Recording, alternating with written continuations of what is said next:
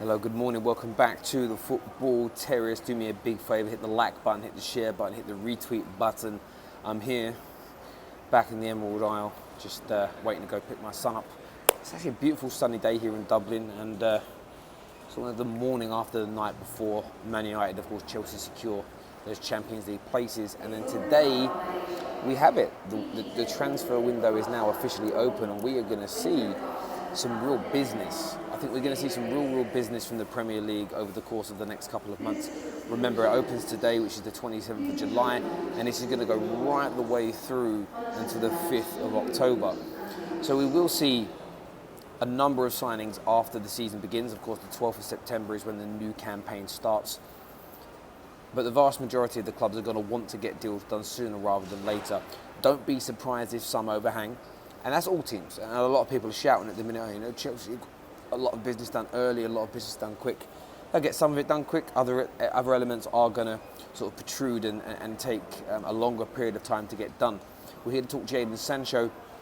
A lot of people, been talking about this deal for a while now. It's my personal opinion and my personal belief that United are going to try and push this through over the course of the next week. They're going to submit an £80 million bid plus add-ons. Those add-ons will be a combination of personal and of course club achievements with him involved. A little bit like we did with Bruno Fernandes. As an example, we paid £45 million as the fee.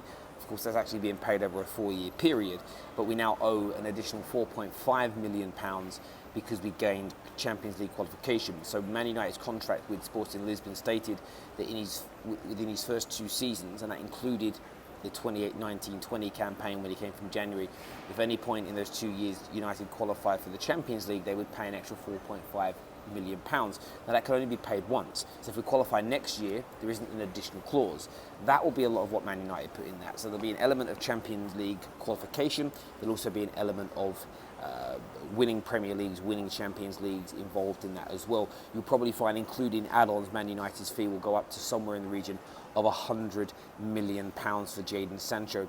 And it is a deal that United want to get done quickly. There is this feeling around United that we may go far, we may go deep into the Europa League, meaning there may only be a 2-week to 3-week turnaround before the brand new campaign begins. I think it's going to be imperative for the training regime during the Europa League to almost mirror that of a pre-season kind of tournament. And aside from that, having fresh players, 3 or 4 players into the squad, raring and ready to go at the beginning of the campaign, because January until now, Man United have looked so much better than they have done in previous years. United fans, put aside all of the kind of nonsense and all of the nonsense and the rubbish that we see from a lot of rivals that are kind of trying to, they're trying to make Manchester United, how do I put this? They're trying to undo the progression that we've made this season. Oh, you're celebrating third. What a time to be alive. You're behind your 2 biggest rivals and you're celebrating third. We all know what we're celebrating. We can see an upturn in Manchester United's style of play, patterns, more attacking football, conceding less goals. As an example, we don't bow down to the peer pressure and act like things are not getting better, because they truly are. But it's imperative that we sign players this summer. We cannot get away from that as a football club. We must sign players. Do me a big favour. First of all, thank you to my new members here. We've got Aidan, George and Sanjif. Thank you both for signing up and becoming official members. Do me a big favour, everyone tuning in right now. Please hit that like button. Please hit the share button as well in relation to this deal. This is Habib, who says, Terry, hope you're having a good morning from New Jersey. We did it, Sancho incoming. Well, what's interesting about the Sancho deal as well, United are going to try and push through. They're going to hope that their opening bid is successful. Dortmund will try and get more money out of them, but let's see what can be done. The interesting element is that the biggest reason that most of our rivals said that this deal couldn't be done, or this deal won't be done, or this deal is going to be problematic for Man United is we've been linked with him heavily since January. And over January, over February, over March, and even through lockdown, our rivals didn't believe that Man United were going to make it into the top 4. The kind of the the one element, the one narrative that rivals were holding on to in relation to Sancho is, well, you can't offer him Champions League football, so he's going to say no. And then suddenly out of nowhere, bang, Champions League football is there, 14-point gap overturned, 18-point swing, climbed the ladder, got back into third place, playing really good football, attitude of the players is right. And as I said yesterday, winning the game how we did took bottle. And even though in the game we bottled a few moments, overall we did it, we got over the line, and it will be a huge boost to the confidence of these players that we can come through adversity, we can get the job done. Now the next element is to go and start winning is to become more consistent in the league and start maybe picking up some of the smaller trophies. Do that, and then you're in a prime position to go and challenge for the league inside the next 12 to 18 months in relation to football. And it's all about the stepping stones. And I admit that I lost my way halfway through this season because I became impatient, I became too emotional, I got triggered by the rivals. Instead of sticking to my guns and looking at what was being created. And for me, if I go back to the summer, when everyone was doing previews, people said, what does a good season look like? And I said, better football, more goals scored, less goals conceded, higher up in the league, progression in tournaments, but better football. And then you build from that each season. So if you're a Man United fan and people are throwing, you're celebrating third, you're celebrating Champions League qualifications, everyone used to laugh at Arsenal for doing it, you've fallen. We have fallen, but we're on the way up. We're celebrating it as part of our trajectory moving forward. We're not celebrating it as we're coming down. So if you're always challenging for Premier League titles, winning Premier League titles, and then suddenly you're just happy to come third and fourth, and you're happy there, it's a very different notion. So it's a false equivalence. Next season, by the way, if this season mirrors next year, I'm not going to be happy because I want to see progression. It's as simple and as straightforward as that for me. Terry, Ed Woodward will take joy out of this world-class signing anyway. I hope he does not drag it on. The Gabriel guy is superb, and also get Samore from Lille as well. Terry in the airport, that's determination right there. Yeah, hunting down Sancho. I'm waiting for him to arrive. Well, I'm in the wrong country for that, but there we go. This season has been such an emotional roller coaster down to the last minute. I'm exhausted, but happy for our future. I agree with you completely and utterly. Gaming Engine says Sancho and Van der Beek incoming. Listen, I hope we bring in some good quality across the board. I hope we improve the squad. I hope all these things happen, because if they do, Man United are going to put themselves into a very strong position to progress further next year. Hey Terry, I want to talk. Thank you, bro, for creating this platform. Not a problem, bro. Not a problem at all. Thank you all. I do the content, but you guys create it. Without you watching, it's just me talking to myself, and that isn't so much. I might as well talk to the mirror, Boss J says Sancho, 20, is said to have agreed terms with Man United, but the uncertainty surrounding the club's budget for buying the winger. Borussia Dortmund have said they are holding out for at least 90 million. Man United have the budget. We were looking to buy him without Champions League football. We now have a guaranteed additional 70 to 80 million pounds of income next year. The £90 million fee, isn't going to be paid up front. It's very unlikely to be paid in a lump sum. And even if it is, Man United have the cash reserves to pay for it, or they will borrow the money in an exceedingly low interest loan. And by the way, we're probably getting paid more in interest in our bank accounts at that level of corporate banking for holding hundreds of millions of pounds with them as opposed to borrowing it. So from my point of view, it really isn't an issue. Don't allow the journalists to send you off course. The only reason this won't get done is if Man United, not that we can't afford to do it, it's if we fail to get the deal done. And for me, we need to be moving heaven and earth. This is now on Woodward, this is now on Matt Judge. Do you know why? Ollie has proven that the dressing room is harmonious. He has created a system. And we've seen the statistical evidence and visual evidence of this. We're pretty much on par with a lot of the European elites in terms of patterns of attack each game that result in shots. 26, 27 clean sheets this season, almost double the amount of clean sheets in the Premier League, 38% less goals scored. Three of the best one of the best attacking trios in European football. Now, we weren't at that level from the beginning of the season. It took us 2 or 3 months to gel and to click. And now it's about bringing in more players and moving on from there. But we've proven that these things are plausible. We've proven these things are doable. Woodward and co now need to take that. They need to weaponize it. They need to commercialize it and go to these players and go to these clubs and get the deal done. Because I'm just throwing names out here now, but if you bring in Gabriel, if you bring in Thomas Partey, if you bring in Van der Beek and Sancho, if you put in those 4 players this summer, Man United are going places. Man United are going to, in my opinion, guarantee a top 4 place next year. We'll be in it a lot more comfortably than we were this season. We'll progress further in the cup competitions. We'll play more consistent football. We'll go from winning 18 odd games to winning 25, 26, maybe even 27 games next season. And then we build an absolute base camp for the following season to legitimately challenge for the title. However, next season, if you buy those players, you might find yourself in a title race because there may be regression from the people above you. In the same way we saw City dip this year, you could see the same thing again. So you're in one of those situations whereby we just need to not focus on what Liverpool are doing to an extent. We need to not focus on what Chelsea are doing and get our own selves in order. Continue on our own plan and not be kind of distracted by what others are doing. This sort of notion of, we have to get to 99 points next year, otherwise we have no chance of winning the league. It's a nonsense. Liverpool might not get to 99 points next year and still win the league. Thank you very much to Habib for becoming a member. That's 3 new members during this stream. That's absolutely amazing for us here at the Football Terrace. Thank you. Dean Wiki, good morning to you, my bro. Terry, are you at the airport? Yes, I am. Yes, I am. Okay. Chelsea, if they improve their defence, will be scary next season. That's from Adam. Yeah, Chelsea will be, and I've been saying that for a while now. Chelsea will be, if they improve that defence, will be. There's no doubt about it, and improve the goalkeeping situation as well. Although Willie had a good game yesterday, he can't take them forward, and that's also another concern for Man United is the goalkeeping situation. But we do have Henderson, and I think there'll be a big decision to make. There's no doubt about it. Where am I going? I'm here in Ireland to pick up my son.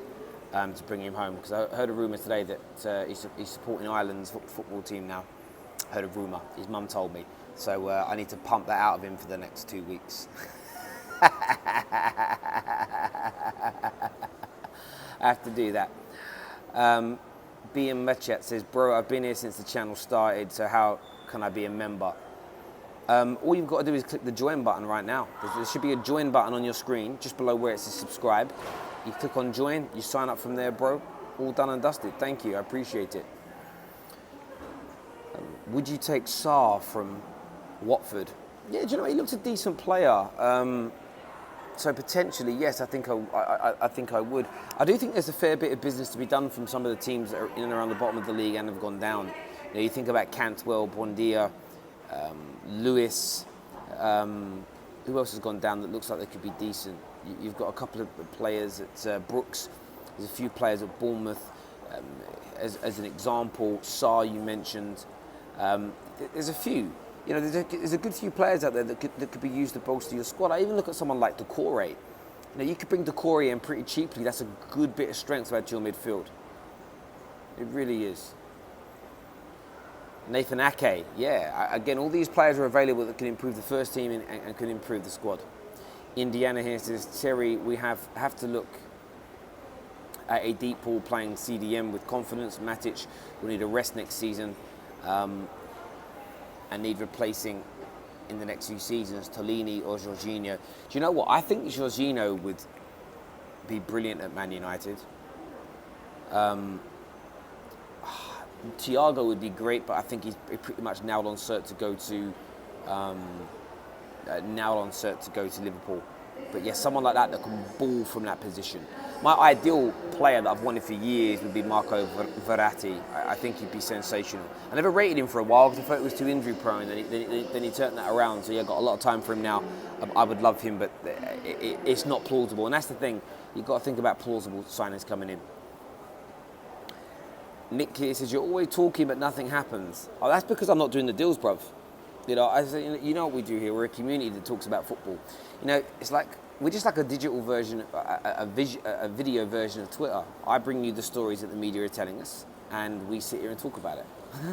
That's it. It's no deeper than that. No deeper than that at all. You get what I'm saying? Where's my mask? My mask is just here. My mask is here with the breathing stuff on it. It's all there, ready to go. have my mask. Just where I'm at in a sort of a fairly open area, so you can take it off. Just have a little rest up because I've had it on all morning.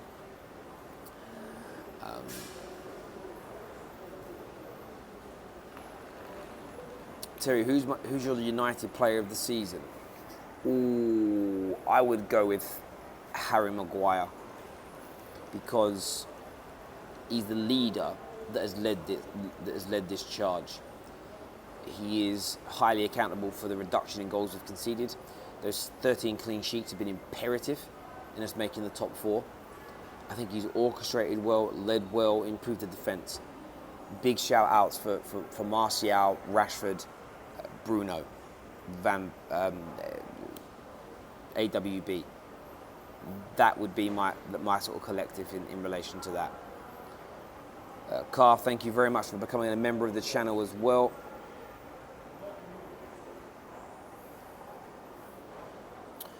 Habib is so hated on and so underrated Tony Martial is. Yeah, look, Tony Martial's been brilliant. He's been absolutely brilliant, I think, and I'm just giving you who I would give it to. But Tony Martial's up there, Rashford's up there, Bruno's up there. Yeah, from my point of view, I sort of feel like I'm not kind of precious about it, but I just feel that from a leadership point of view, Harry Maguire took over the leadership, what was it, October, November time, and we've pushed on from there. He's handled adversity well, he's played through injury, and that's why we give it to him. But if it was announced as AWB, Tony Martial, Rashford, I'd be overjoyed. I'm really not precious when it comes to my own team. What do you think of a centre-back partnership between Gabriel and Maguire? I don't know, because I haven't really seen Gabriel play so much, so it's very hard to judge that. He looks talented. He looks like he's got a really big future ahead of himself. Ryan, another one of our members here, says, Terry, what do you think of this? I'm afraid we will only sign one midfielder in Grealish instead of going for a CDM to cover for Matic when he gets tired. And if this happens, it will be a big mistake. I get your fear. My view would be, or my opinion would be, let's just see who we sign. Let's wait to see the progression in some of the current squad before we start to sort of judge, assess, and maybe get angry about it. We've seen this season already. Maybe we all just, maybe we jump off the edge a little too quickly before waiting to see how the land lies. Terry, how confident are you that we will get Sancho over the line? 95%. 95% sure that deal will happen. 95% sure that deal will happen. I really, really am. To be fair, CDM is probably the most important position to fill. Again, everyone's got a different... I don't think it is. I think the right side of attack is more important. I think a CDM and the right CDM is important, but we have players that can operate in that position. What you've got to understand is that since lockdown, United should probably rotated more. I think maybe that's why we've seen the Fred and the McTominays not be so great when they've come in, because they've been really limited to game time. I think we'll see a lot more rotation when the new season begins. The games will not be as frequent as we've seen them either. There'll be a lot more opportunity for rest and things like that. But let's just wait and see what we do first. I think what we don't need to do today is panic about who we're not going to buy and start worrying and starting a negative thing. We'll be fine. I'd love to see Sancho in the Premier League, but as an Arsenal fan, it makes me sad that for our lack of signings. I hear that. Jason Mumford says we have to be quick with the Sancho deal, then we will get others done. It doesn't really work like that.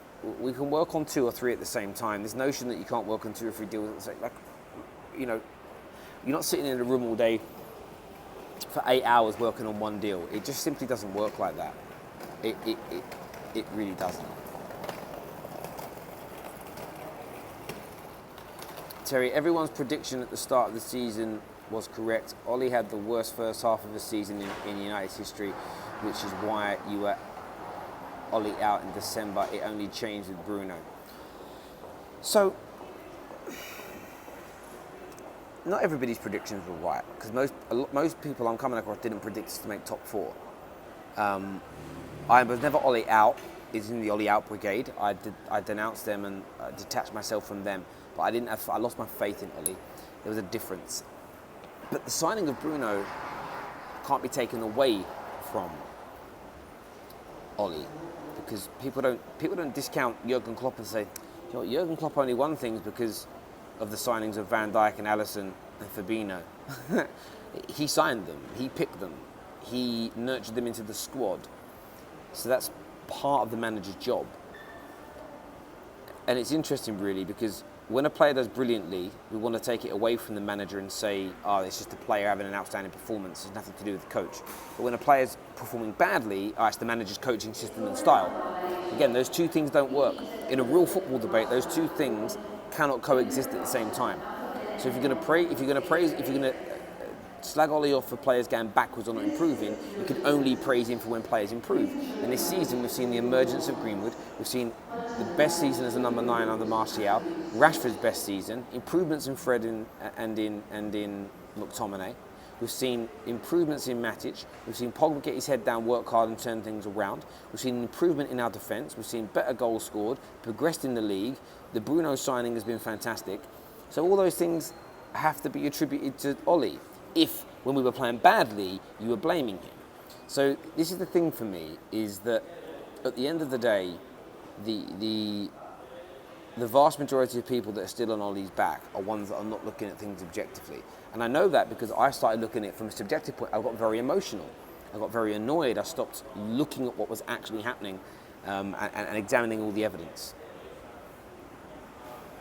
Oh yeah, that guy's 13 theory yesterday was brilliant.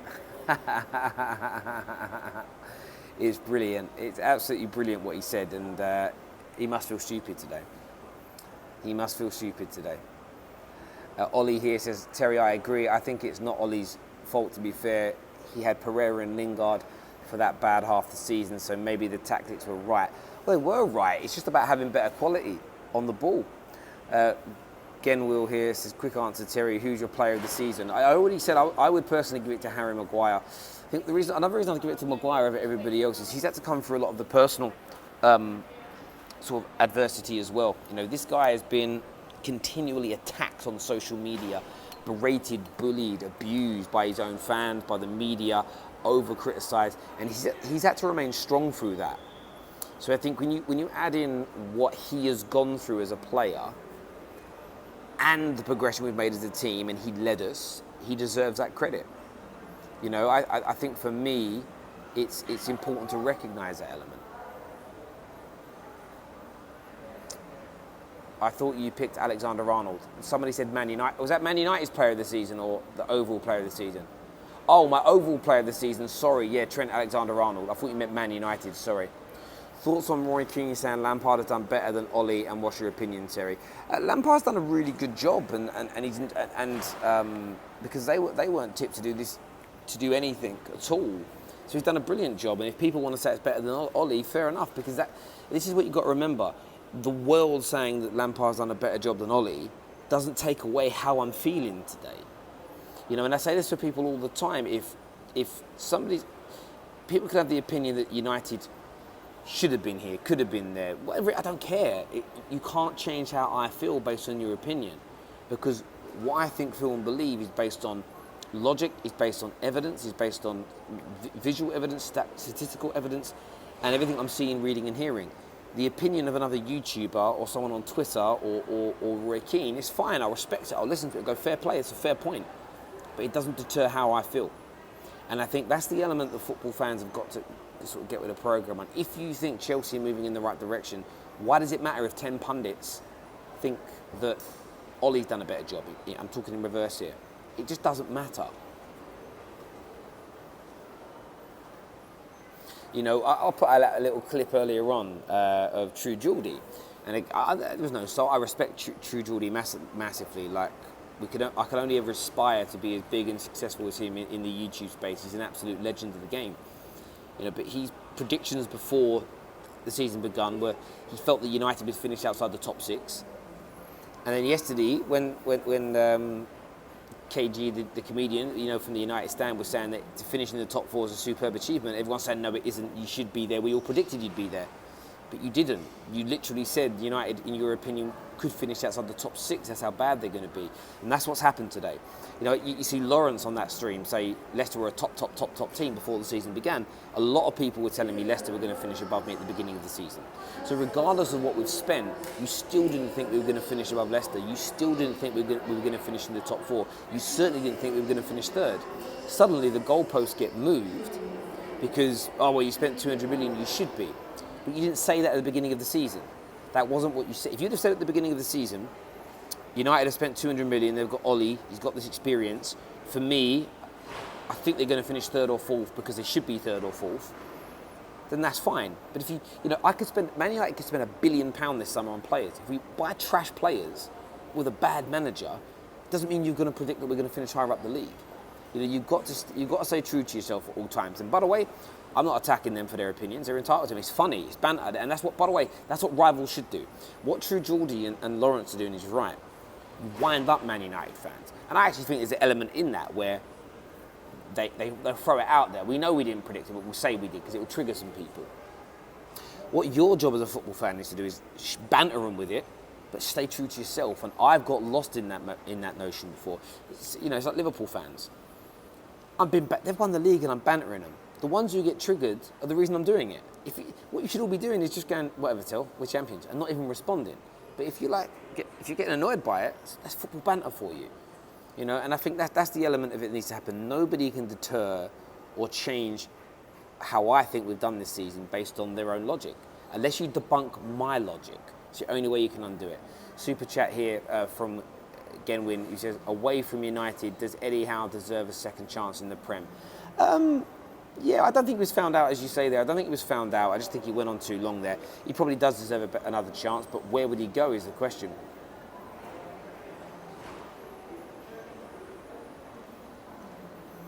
Terry, what team should we play versus LASK?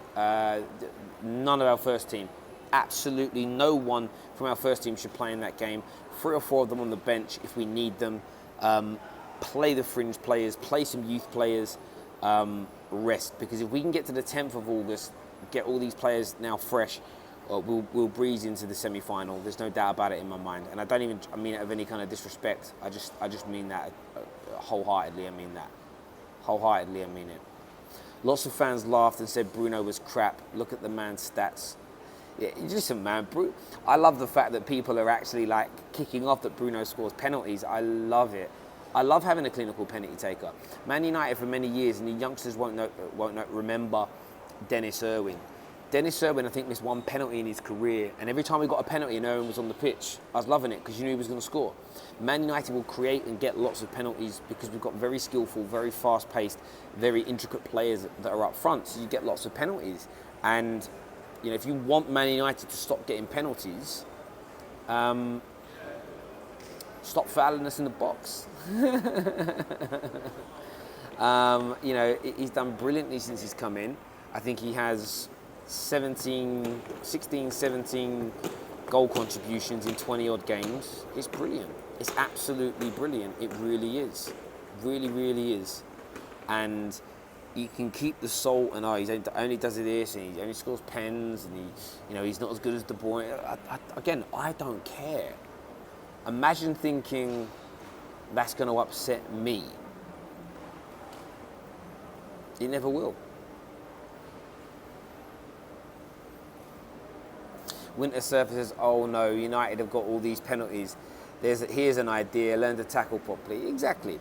Look, we've had a couple that were definitely soft, and I'm thinking that the Villa game as an example, really, really soft. Wasn't even a penalty. But that's just the nature of the beast. These things happen. Alan here says Fabrizio tweeted Kai Havertz. Did he? I'll go and have a little look at that in a moment. I was going to have a Kai Havertz video later on. But listen, everyone who's tuned in today, thank you. Do me a big favour, hit the like button, hit the share button, hit the retweet button, and we'll see you all again soon. Bye-bye.